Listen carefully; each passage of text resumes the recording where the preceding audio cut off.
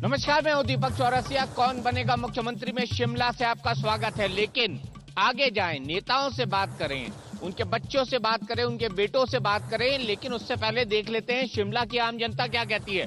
कौन जीतेगा भैया? आज की स्थिति ऐसी बन चुकी है, आम आदमी वोट देना ही नहीं चाहता। वो सोचता है कि किसको वोट दूं, आखिर कौन काम करेगा। वो जाने से पहले यही सोचता है वोट तो दे रहा हूं पर खाएगा कौन। वो उसको वोट देना चाहता है जो थोड़ा पैसा कम खाए, क्योंकि आज की डेट में ऐसी स्थिति आ चुकी है, पैसा तो हर एक ने खाना है। पैसा तो हर एक ने खाना है। मेरा सवाल आप तीनों से है कि महंगाई भ्रष्टाचार पर रोक कौन लगाएगा।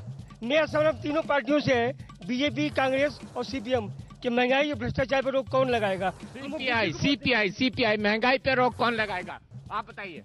महंगाई पे रोक लगाने के लिए एक अच्छी सरकार बननी चाहिए। अच्छी मतलब कैसी? उसमें अच्छे जो हमारे मिनिस्टर्स हैं होने चाहिए, जो जनता के फेवर में काम कर सकें और अच्छे डिसीजंस लें। ये अरुण धूमल साहब अच्छे हैं? सर ये तो डिपेंड करता है कि किस तरह का काम कर। विक्रमादित्य सिंह जी अच्छे हैं? बहुत अच्छे हैं। सुन रहे, आप बताइए कैसी सरकार आनी चाहिए?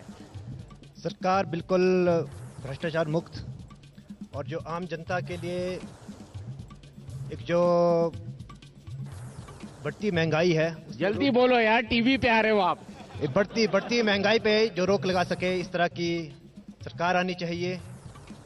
जैसे कि आम जनता को पता ही है, सेंटर से इतनी ज़्यादा महंगाई आ रही है, इसलिए वहाँ पर परिवर्तन की बहुत ज़रूरत है। और उसके लिए यहाँ पर भी एक ऐसी सरकार होनी चाहिए जो सेंटर से भी लिंक्ड हो, सेंटर से भी सरकार ऐसी जो भ्रष्टाचार कम दे। अरुण धूमल साहब हमारे साथ हैं, विक्रमादित्य सिंह साहब हमारे साथ हैं और हमारे साथ है संजय चौहान साहब। लेकिन इन तीनों लोगों से हम बात करेंगे क्योंकि दो लोग विक्रमादित्य सिंह साहब वीरभद्र सिंह जी के बेटे हैं, अरुण धूमल साहब प्रोफेसर प्रेम कुमार धूमल के बेटे हैं। इन दोनों से हम बात करेंगे। संजय चौहान साहब से हम बात करेंगे। ये किसान के बेटे हैं, इनने कह दिया ये किसान के बेटे हैं।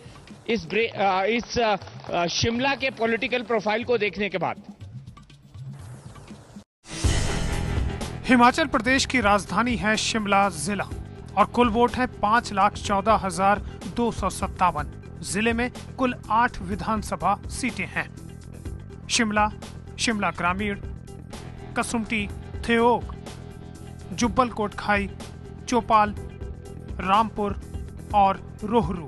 आपको बता दें कि पूर्व मुख्यमंत्री और प्रदेश कांग्रेस अध्यक्ष वीरभद्र सिंह रोहरू सीट से ही विधायक रह चुके हैं। बाद में वो मंडी से सांसद बनकर केंद्र में इस्पात मंत्री भी बने थे। हालांकि इसके बाद हुए उपचुनाव में रोहरू सीट बीजेपी ने जीत ली थी।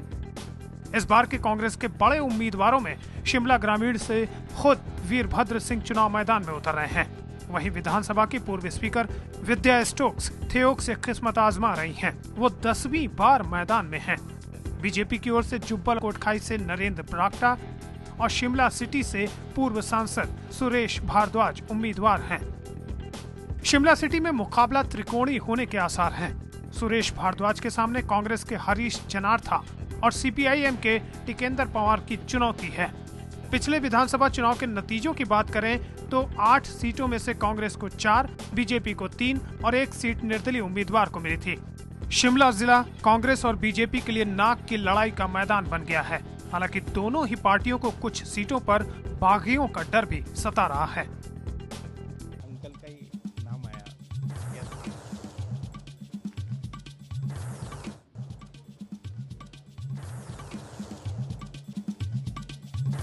तो आइए बहस की शुरुआत करते हैं। सबसे पहले अरुण धूमल जी, 5 साल हो गए हैं, क्यों वोट दे जनता आपको? क्योंकि धूमल जी की सरकार ने जनता के लिए काम किया है। आपका पहला प्रश्न था महंगाई। धूमल जी की सरकार ने राहत दी है 5 साल। कांग्रेस पार्टी जो केंद्र की सरकार है वो महंगाई पर नियंत्रण कर सकती थी, उन्होंने की नहीं, लेकिन धूमल जी की सरकार ने राहत दी है। और जिस सरकार का ये हाल है, जैसे धूमल जी की सरकार ने करवा चौथ में भैया दूज और राखी पर छुट्टी दी थी, मुफ्त यात्रा का प्रबंध किया था, और सोनिया गांधी जी की सरकार ने आज करवा चौथ की पूर्व संध्या पर गैस का सिलेंडर 27 रुपए महंगा किया है। इससे पता चलता है कि चुनाव से पहले ये हाल है, चुनाव के बाद वो क्या करने वाले हैं जनता के साथ। चुनाव के बाद क्या करने वाले हैं? 27 रुपए महंगा कर दिया सिलेंडर, विक्रमादित्य सिंह जी आपने। धूमल जी ने विकास तो बेशक प्रदेश में किया है, मगर विकास मान रहे हैं आप? ये मान रहे हैं आप? मान रहे हैं विकास जो किया विक्रमादित्य सिंह जी मान रहे हैं आप? किया है वो केंद्र के पैसे पे किया है। चाहे 108 की स्कीम हो, चाहे स्वास्थ्य की स्कीम हो, चाहे इसकी और जितनी भी स्कीम्स है वो सारी केंद्र सरकार का पैसा है। जगह जगह पर वाजपेयी साहब का नाम उसमें लगाया जा रहा है, जगह जगह पर धूमल साहब का उसका नाम लगाया जा रहा है। सारा पैसा केंद्र सरकार से दिया जा रहा है, स्वास्थ्य विभाग से दिया जा रहा है, एजुकेशन डिपार्टमेंट से दिया जा रहा है। और इसको गलत तरीके से धूमल साहब यहाँ पर प्रदेश में प्रोजेक्ट कर रहे हैं, इसकी हम निंदा करते हैं। निंदा कर रहे हैं। ये 108 का पैसा केंद्र सरकार का पैसा है धूमल साहब। केंद्र का पैसा कोई मनमोहन सिंह जी का या सोनिया गांधी का पर्सनल पैसा नहीं है।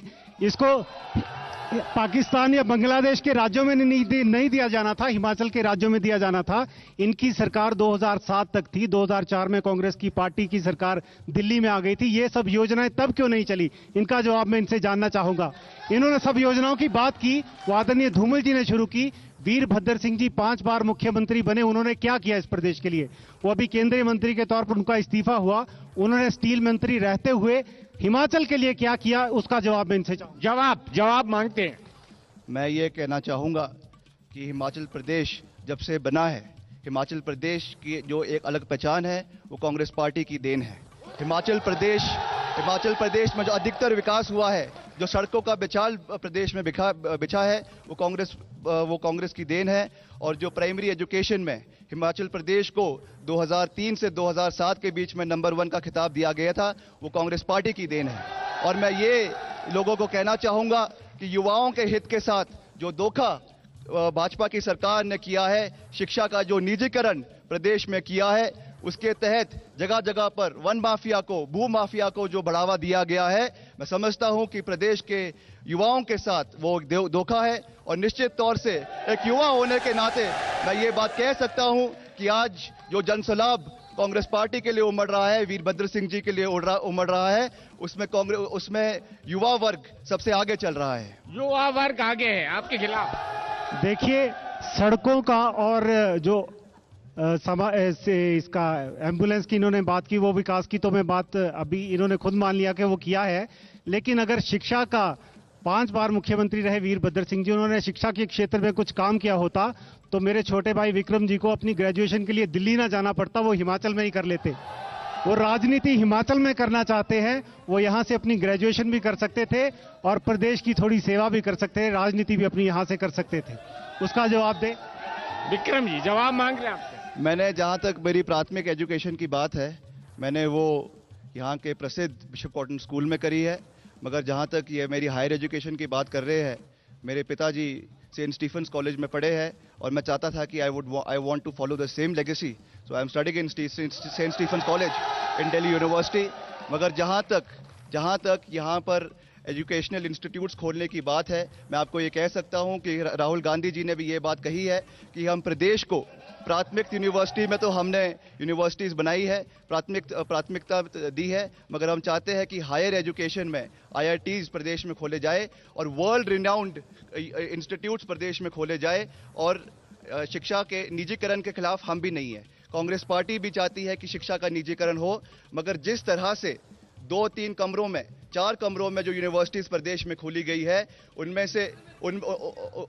उनमें जो एकेडमिक स्टैंडर्ड इतना गिरा हुआ है, एडमिनिस्ट्रेटिव स्टैंडर्ड जो इतना गिरा हुआ है, उसके खिलाफ कांग्रेस पार्टी लड़ाई लड़ रही है। एकेडमिक स्टैंडर्ड के खिलाफ कांग्रेस पार्टी लड़ाई लड़ रही है। मेरे मित्र भूल गए, ये IIT खोलने की बात कर रहे हैं। धूमल जी ने मंडी में IIT खोल दिया है, मेडिकल कॉलेज मंडी में खोल दिया गया है, NIFT का इंस्टीट्यूट कांगड़ा में खोल दिया गया है, सेंट्रल यूनिवर्सिटी धर्मशाला में खोल। सवाल पूछना चाह रहे हैं मेरे बड़े भाई से, मैं पूछना चाहूंगा कि वो प्रदेश सरकार ने नहीं, वो केंद्र सरकार ने खोला। केंद्र सरकार ने खोला। धूमल जी की सरकार के वक्त में खुला, वीरभद्र सिंह जी की सरकार के वक्त में नहीं खुला।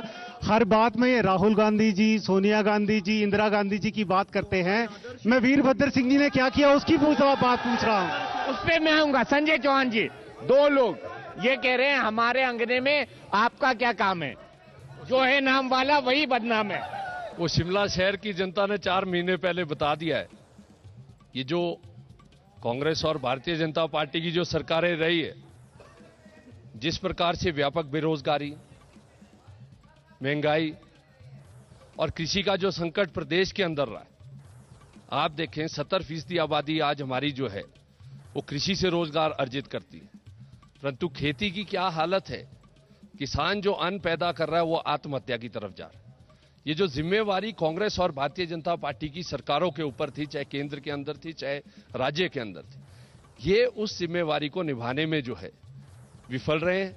तभी ये जो अभी 4 महीने पूर्व नगर निगम का चुनाव हुआ है, शिमला शहर में जहां पर प्रदेश के हर हिस्से से यहां पर व्यक्ति रहता है, हर वर्ग यहां पर है, चाहे वो मजदूर है, किसान है, कर्मचारी है, छोटा व्यापारी है, नौजवान है, वो ये नतीजा दे दिए है कि ये जो दोनों पार्टियों की नीतियां हैं, ये जो व्यापक बेरोजगारी, ये जो महंगाई, ये जो भ्रष्टाचार, ये जो कृषि का संकट पैदा किए हैं, इनके लिए एक नया विकल्प जो है वो होना चाहिए। वो पूरे प्रदेश के लिए, वो पूरे देश के लिए एक नया रास्ता तय किया है। और हमें उम्मीद है, जैसा आपने भी महसूस किया होगा पूरे प्रदेश में घूमकर, कि इस बार जो सरकार बनेगी वो एक पार्टी की सरकार नहीं बनेगी, वो पूरे विकल्प के तौर पर एक नया विकल्प जो है प्रदेश की जनता तय करेगी। मेरा नौजवान तय करेगा, मेरा किसान, मजदूर, कर्मचारी तय करेगा।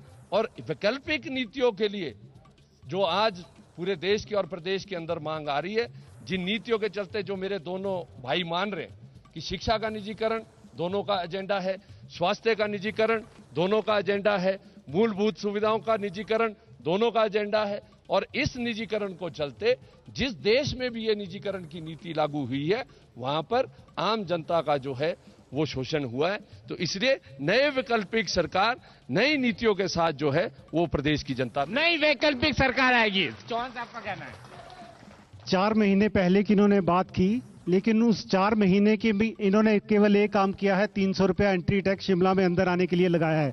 इसके अलावा कोई काम नहीं किया है। इनकी पार्टी की सरकार 35 वर्षों तक पश्चिम बंगाल में रही और वो प्रदेश सबसे उत्तम प्रदेश होना चाहिए था, लेकिन फिर भी सबसे पिछड़ा प्रदेश है।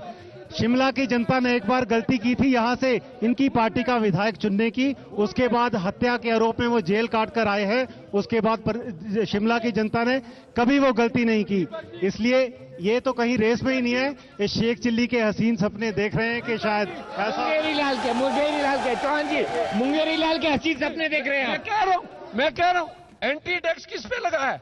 जो निजी विश्वविद्यालय के मालिक को लेकर ये आ रहे हैं उनके ऊपर एंटी टैक्स लगा है, क्योंकि हिमाचल की किसी गाड़ी पर एंटी टैक्स नहीं लगता है। और ये जो तय किया है मेरे छोटे भाई अरुण जी, ये नहीं है समझ रहे हैं कि मनाली में पहले लगा वो उसी तरह का एंटी टैक्स, और जब हम आए थे जो कांग्रेस और बीजेपी के जो लोग थे उन्होंने पहले तय किया हुआ था, इनको मालूम होना चाहिए। विक्रमादित्य, देखिए, हम प्रदेश के युवा हैं, राजनीतिक बहस में फंसने की बजाय हमें ये देखना चाहिए कि हिमाचल प्रदेश के एक युवा होने के नाते ये हमारा दायित्व बनता है, हमारी जिम्मेवारी बनती है कि हिमाचल प्रदेश जिसे पूरे देश पूरे विश्व में एक देवभूमि का दर्जा दिया गया है, उसे टूरिज्म के सेक्टर में प्रमोट किया जाए, यहाँ पर हायर एजुकेशन लाई जाए। इस हमें आज ज़रूरत है। मैं मानता हूं कि हमारे विचार अलग हो सकते हैं, हम अलग अलग पार्टी के लोग हैं, मगर आज हमें कहीं ये ज़रूरत है कि हम इकट्ठे होकर आगे बढ़े और इस प्रदेश का विकास करें। मगर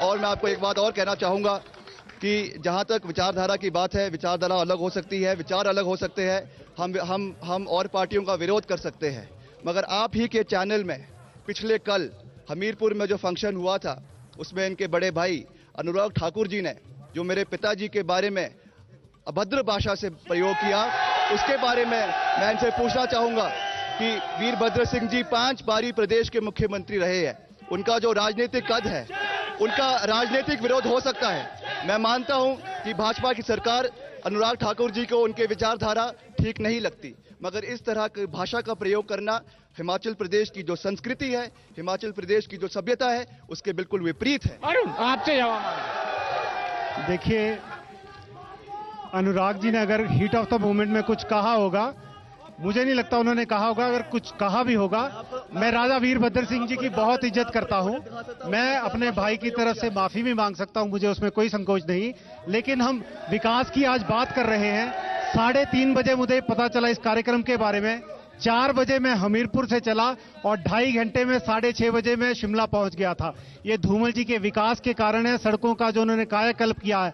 अगर कांग्रेस की सरकार होती तो मैं 2.5 घंटे में हमीरपुर नहीं, मुझे पूरी रात सफर करके तब मैं कहीं जाके आपके पास पहुंचता। मानिए आपकी बात, जनता से बात करते, बताइए।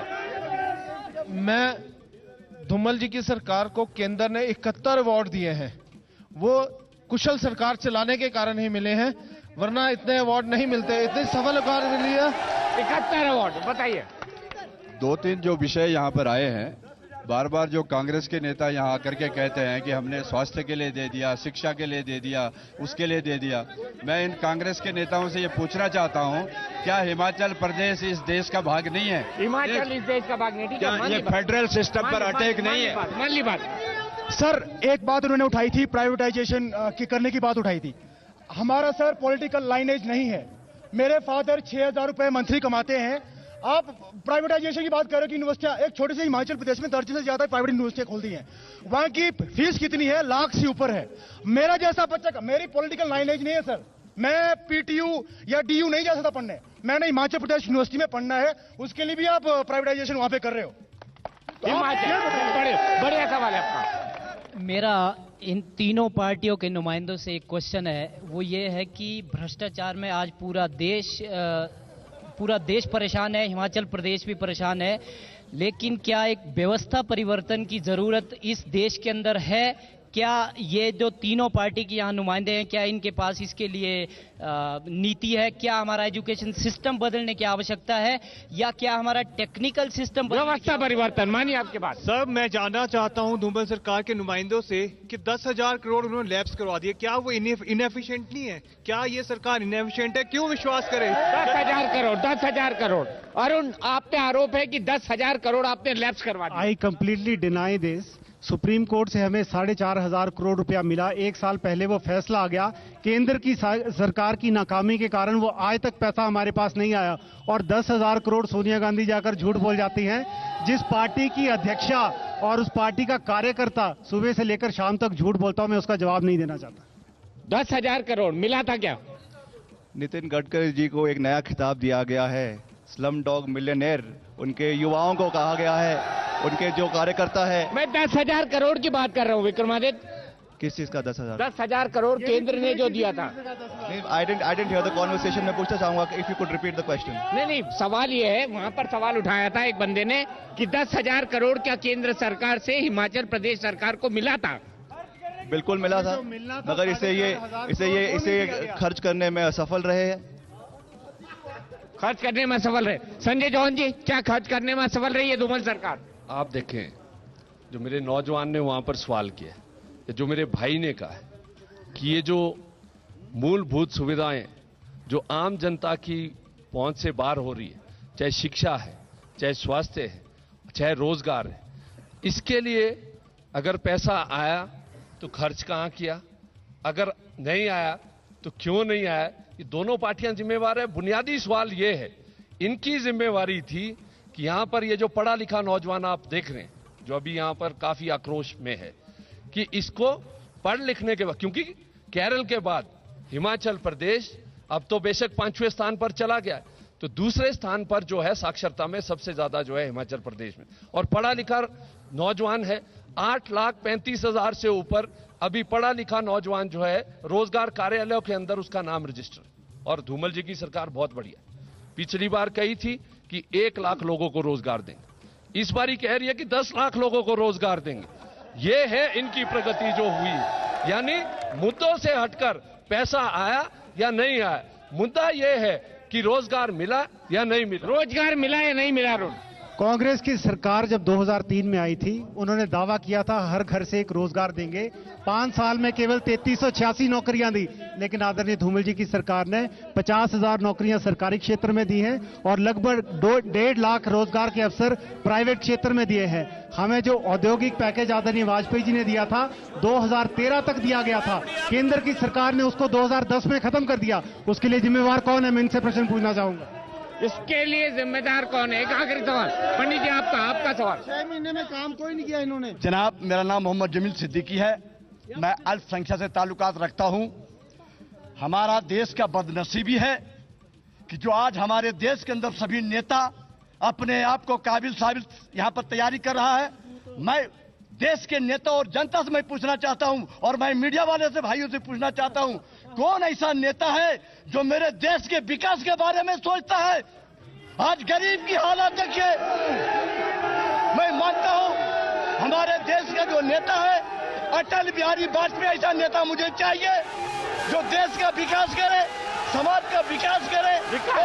और हिमाचल प्रदेश के अंदर प्रोफेसर प्रेम कुमार धूमल जी ने करीब 67 अवार्ड जीत के लाया, मैं उसका शुक्रगुजार हूँ। और हर संघ के मुसलमानों के लिए उसने 45 काम किया, मैं शुक्रगुजार हूँ। हमारी राय है, ये पंडित जी की राय है। लेकिन चलने से पहले, हिमाचल प्रदेश विधानसभा से निकलने से पहले मैं आपसे अपील करना चाहता हूं कि 4 नवंबर को आप निकलें, अपना वोट जरूर डालें, क्योंकि आपका वोट ही आपकी ताकत है प्रजातंत्र में। शिमला से इतना